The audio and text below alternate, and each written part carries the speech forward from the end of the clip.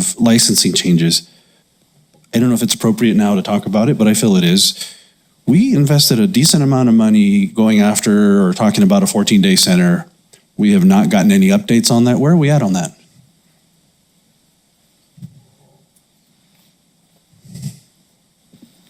Again, Jamie Michael, County Health and Human Services Department. Commissioner Sanchez, we did receive a report from RI related to, looking at our current facility, the structure, the operations, and the staff, and comparing that to the 14-day licensing requirements. So we have a report from them that talks about what changes would need to be made in order to get licensed as the 14-day. We did talk to Department of Health to see if we can have a dual license, and at this point, or at that point, they said yes. So we did receive the report. It was determined that until we are more, stable with the 23-hour, we weren't going to jump into the 14-day, but we know what needs to be done. And we're also continuing to work with the state to see if there are some regulation changes that will make the 14-day observation units more feasible for communities in New Mexico.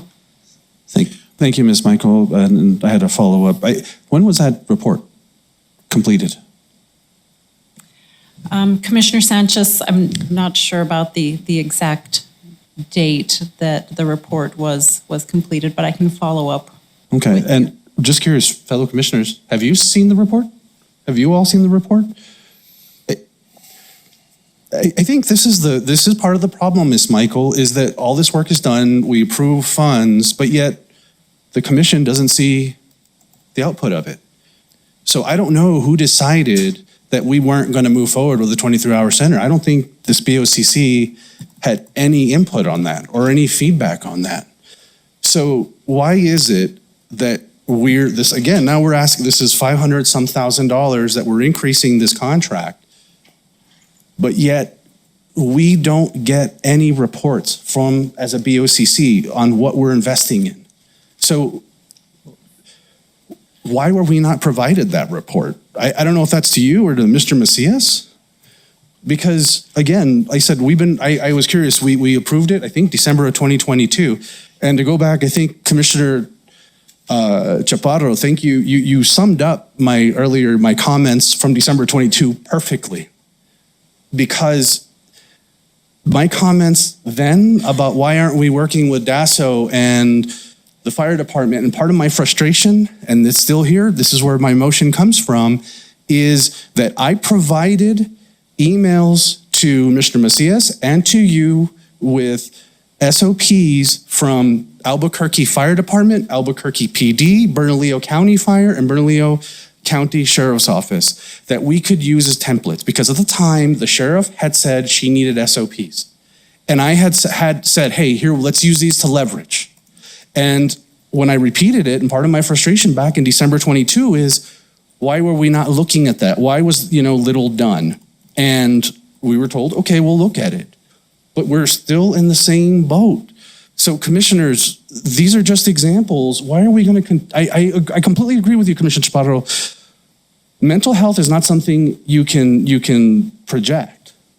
But I think if we're investing monies into this, and we've been investing more and more and more money, and yet the proof is here in the data, we are not getting that return. I'm not saying, I understand government's not here to make a profit. I've said that. I said that back then. I say it now. I understand. I'm not here to make a profit. But if we're investing monies to get a better outcome, this is not better outcome. And the fact that we didn't get an output after paying, I'd have to go back and look with the ARPA funds that we invested into a 14-day center. The fact that we didn't get the money, get a report out, this is a failure on the county. And why is it that we're not following up as a BOCC on these things? And that's why I pushed earlier for when we talked on trash, that we have a date to follow up, because we invest money and we get nothing.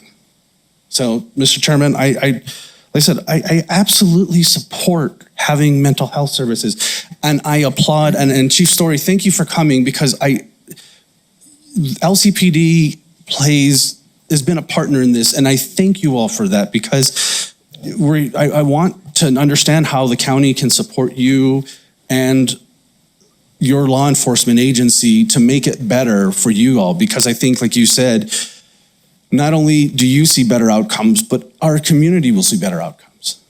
My frustration, very simply, is we're asked to continue to throw money after money, again, like I said earlier, and yet, even when I bring these issues up, there's no follow-up, there's no changes. So why are we going to continue to settle for the status quo? And I'll throw this in here. I know this was something, Ms. Michael, I know you made a comment earlier after Commissioner Reynolds spoke. No one said in the contract, open it and they will come. You're right. But that's why we chose RI International, because they had all, they wrote the book on this. But if they wrote the book on this and they had all the experience, you said they can only do so much. I question that they should be doing more if they have the experience everywhere.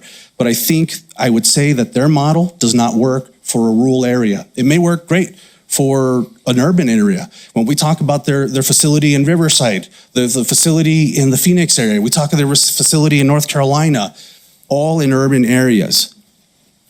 But if they had all this experience, why are they not helping us change these numbers? Madam Chair, may I ask that you listen, or that the commission listen to some of the presentation at